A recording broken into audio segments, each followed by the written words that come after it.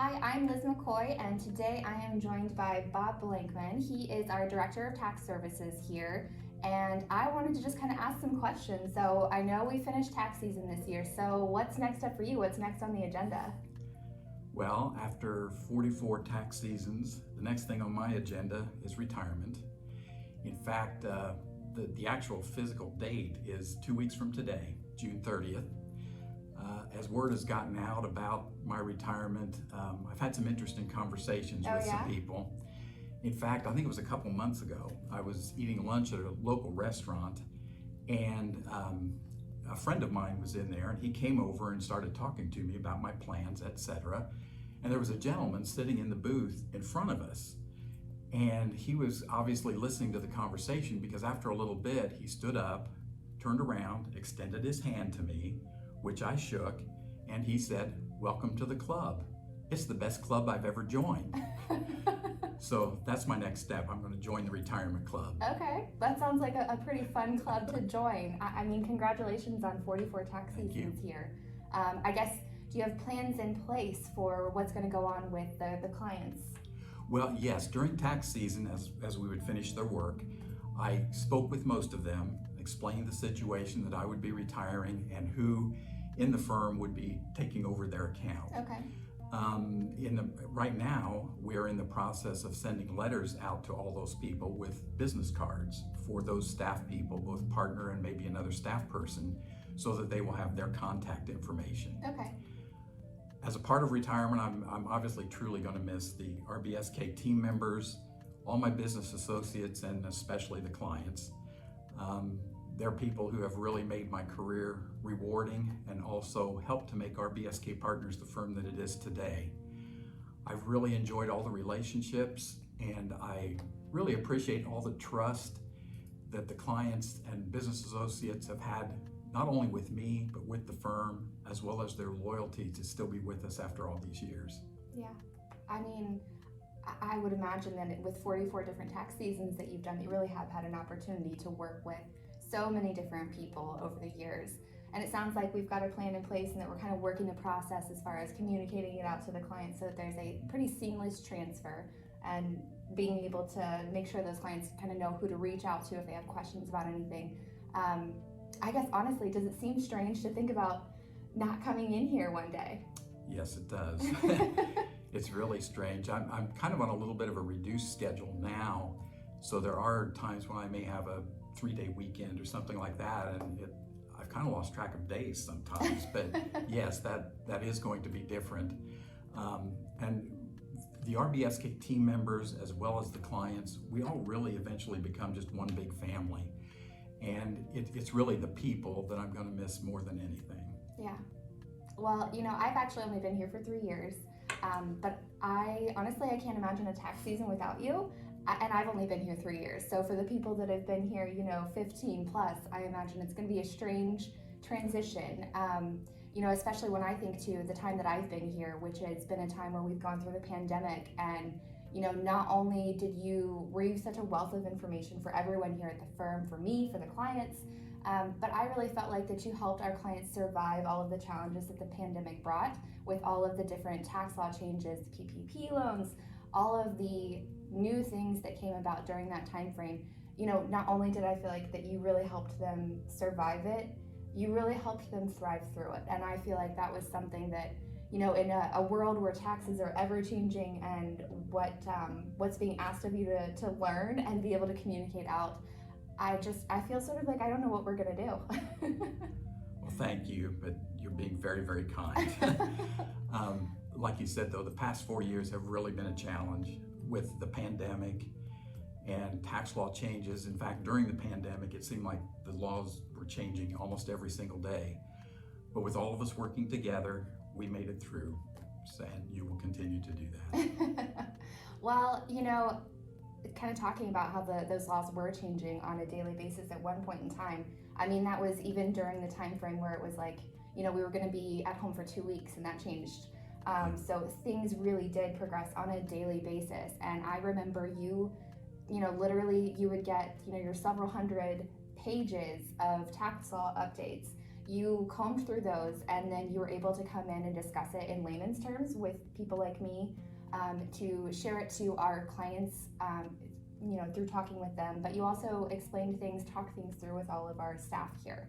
And it was being able to put together newsletter information, like blogs and blurbs that just quickly kind of laid it out for people that weren't even necessarily in the tax services industry. I was very impressed with that, and it's something that I'm sure clients have probably looked to you for advice because of those reasons, because you're able to talk tax with other CPAs, with other accountants in the industry, in the firm here, but two, you know how to talk to people on a basis where I can come to you and ask a question and get like a human response, as opposed to, reading a law, if that makes sense. So I know you said that we'll be fine, but what are we gonna do without you? You will get along fine. I think somebody really wants to retire. All of us within the firm kind of end up developing a little specialty type area, but we've all been involved in many aspects of what we do here: accounting, tax, controllership, payroll, bookkeeping, consulting, business valuations, and so on. I spent most of my career in tax and accounting. I ended up really loving doing that, especially the planning part of it and seeing how things worked out. In fact, one lady told me, my wife one time, that it's like a little game to me, that we try to put all the pieces together and then we look at the final result and we give everybody a thumbs up, and it's kind of a fun thing to do. But believe me, I'm not leaving with any knowledge that others here don't have. So everybody's going to get along fine and we'll be in good hands. Okay. Well, so it sounds like we've got staff members that you've probably worked with for years that are going to be able to take over and assist clients. You mentioned that you really loved tax and accounting, and I can't believe I've never asked you this before, but what specifically was it that kind of, got you interested in the area of accounting? How'd you get started? Well, it goes back to high school. Okay. I was on the college prep program, and I really liked math in school. And when I say that, I don't mean like calculus and trigonometry and things like that, but the numbers part of it. So the first semester of my senior year, I had a block of time for electives, and I chose a bookkeeping class. And I really liked it so well that I took the second semester of that also. Okay. So I think it was really, when I look back, it was that class and my teacher of that class, Jim Rosenberry, that got me started down the path of a career in accounting.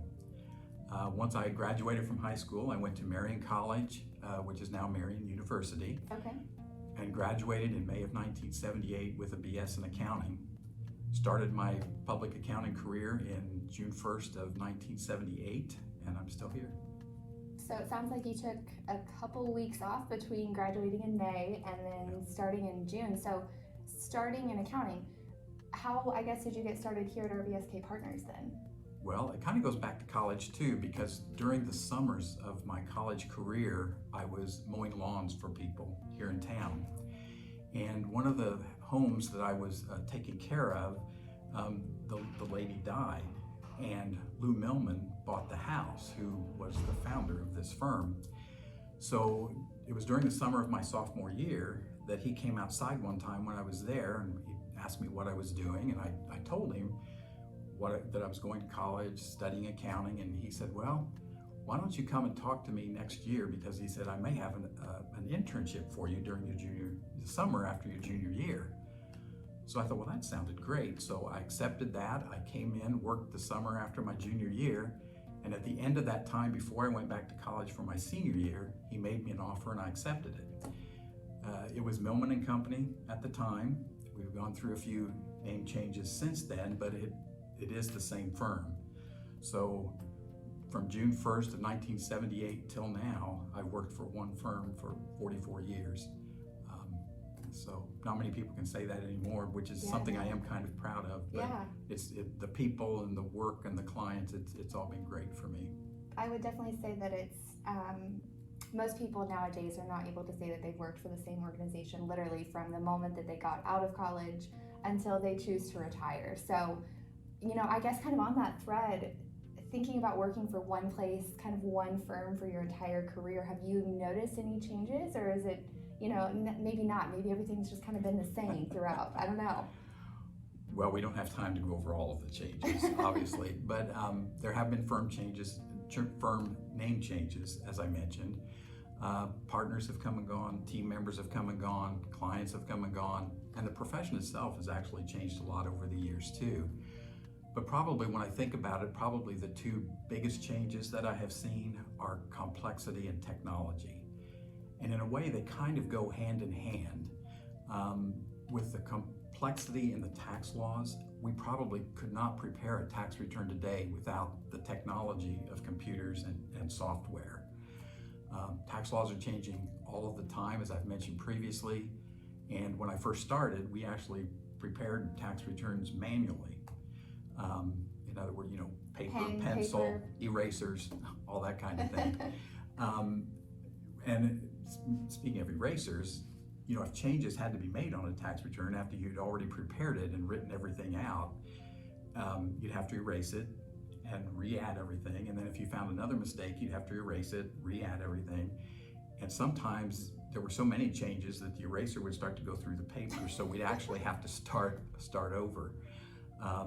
But new technology also allows us to work remotely, as more and more businesses are doing these days. But you don't have to come into the office to do a tax return or communicate with each other and things like that. So I would say probably those two things have been the biggest changes. The biggest changes. Yeah, it definitely sounds like those are things that would impact every aspect of what it is that you're doing here, from physically where you're doing the job to how you're kind of doing the work for the client. So, kind of talking about changes, your last official day is coming up 2 weeks from the timing of when we're actually recording this video. So I'm sure I'm just as curious as everybody else is that might be watching it, everyone else who sees you around town. What are you gonna do with yourself? What are you gonna do with your time? You're gonna have a lot more free time.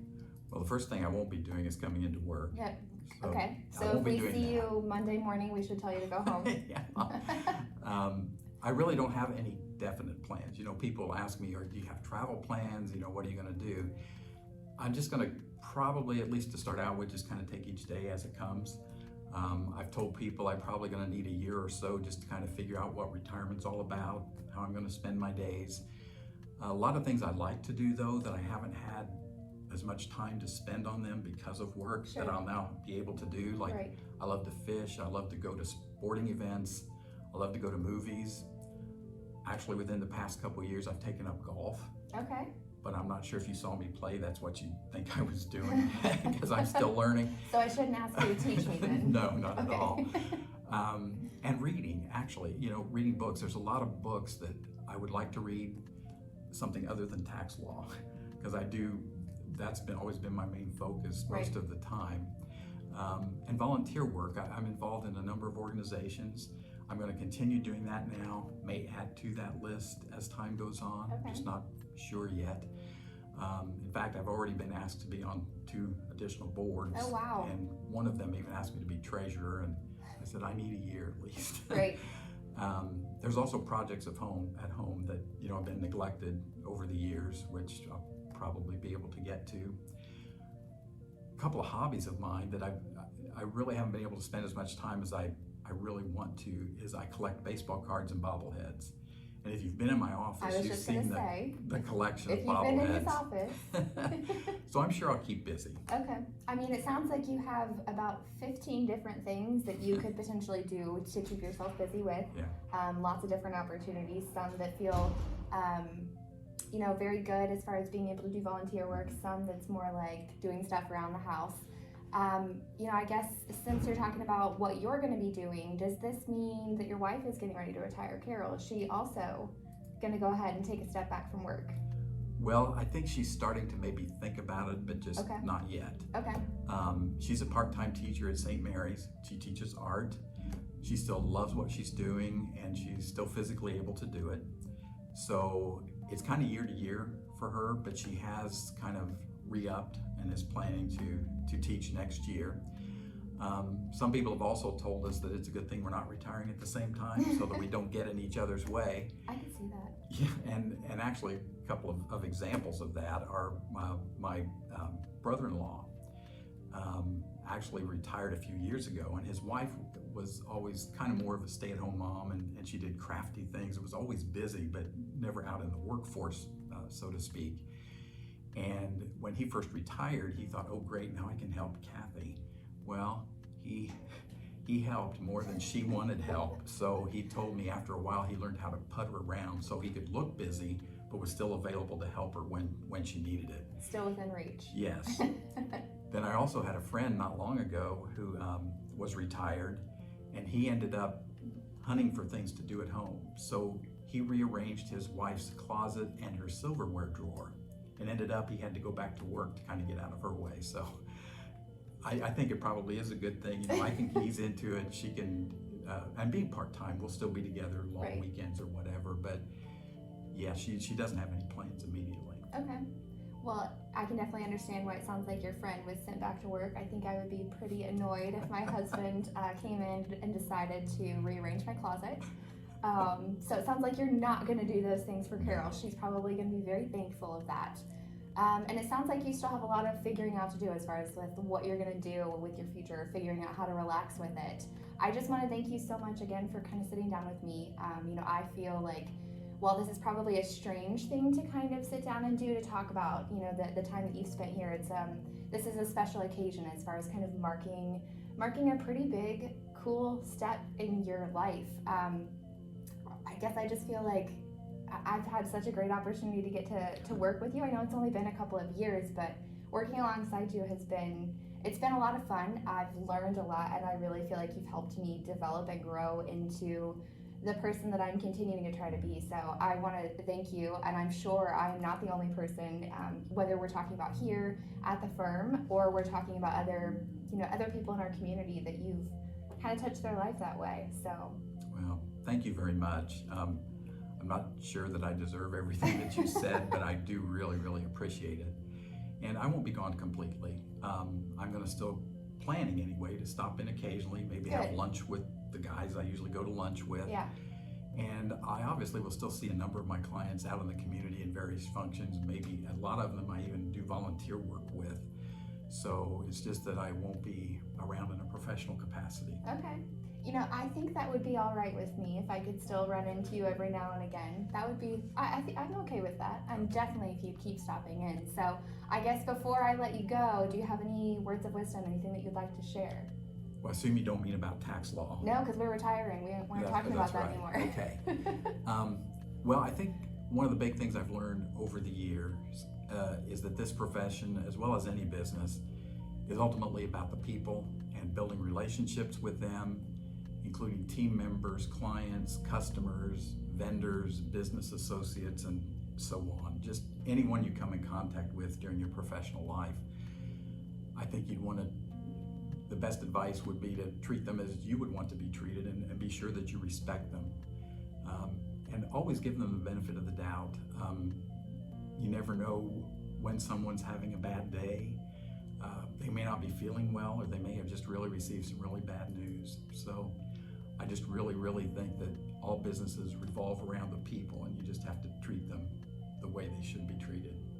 Well, it sounds kind of like what you're saying is that we should do a better job maybe, or continue doing a good job if you already do it, of kind of giving ourselves grace, but giving grace to other people too. I think so. And I do appreciate you sharing this journey with me. Yeah. This was fun. I'd also like to thank everyone who has shared in this 44-year career with me. Are we going to thank them name by name? No. No, I don't think so. I do hope during these 44 years I've been able to touch lives in some way. RBSK Partners, I do want to mention, is still going to continue to be in great hands. We had a management meeting this morning, and believe me,